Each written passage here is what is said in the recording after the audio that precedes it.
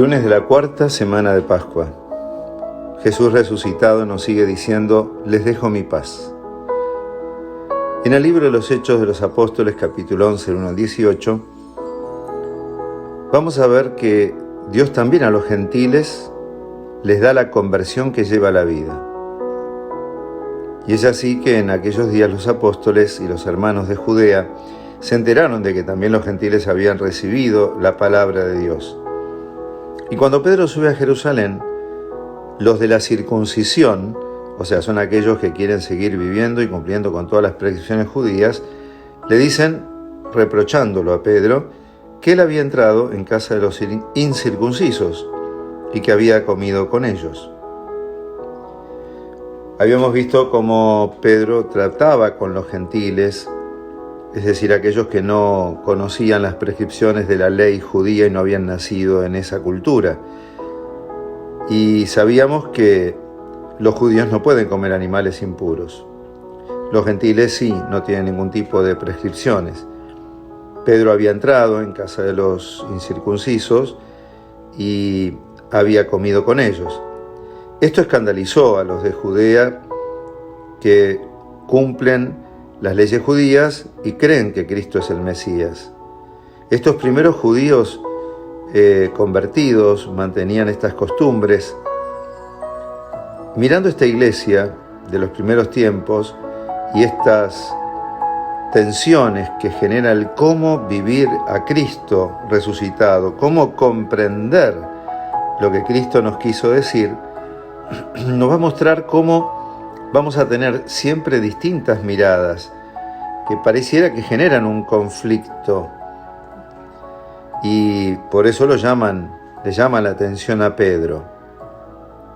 Por más que él sea el primado, aquel que Jesús había dejado como el que iba a guiar a esta iglesia, Pedro escucha igualmente. Él necesita del diálogo, necesita de la escucha, necesita el criterio de aquellos con quienes camina y ir discerniendo la voz del Señor.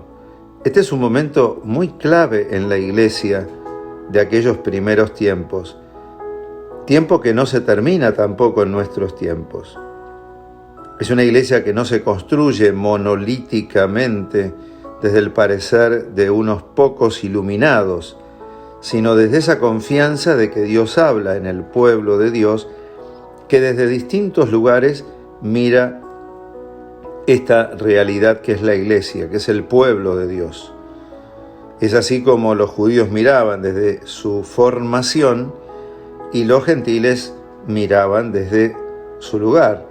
En el medio está Pedro discerniendo en este momento. Y es así que el diálogo siempre será necesario para acercar esas diferencias. Posteriormente terminarán celebrando un concilio para ver cómo se dirime todo esto. Exponer las diferencias no significa rupturas, no significa desunión, sino buscar criterios desde las distintas miradas para comprender en última instancia el camino que nos está llevando a ser el Espíritu. No nos olvidemos que el Espíritu Santo va guiando a la iglesia.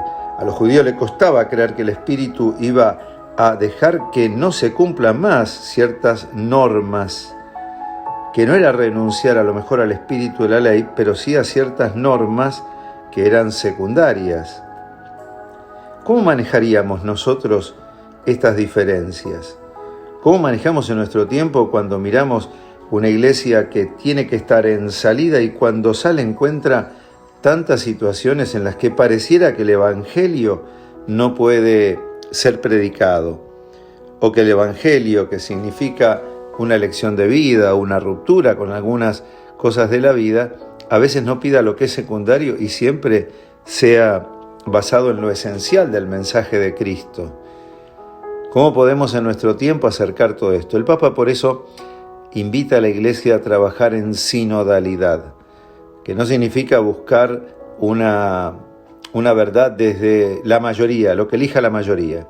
No, Significa discernir la voz del Espíritu Santo que está hablando en los que presentan una realidad y en los que presentan otra realidad, en los que miran desde un lugar y los que miran desde el otro lugar. Pues bien, qué lindo desafío tenemos también en nuestro tiempo. Preguntémonos si tenemos esta capacidad de discernimiento y de escucha de la voz del Espíritu desde todos y desde las diferencias que hoy también vivimos. En el nombre del Padre, del Hijo y del Espíritu Santo. Amén.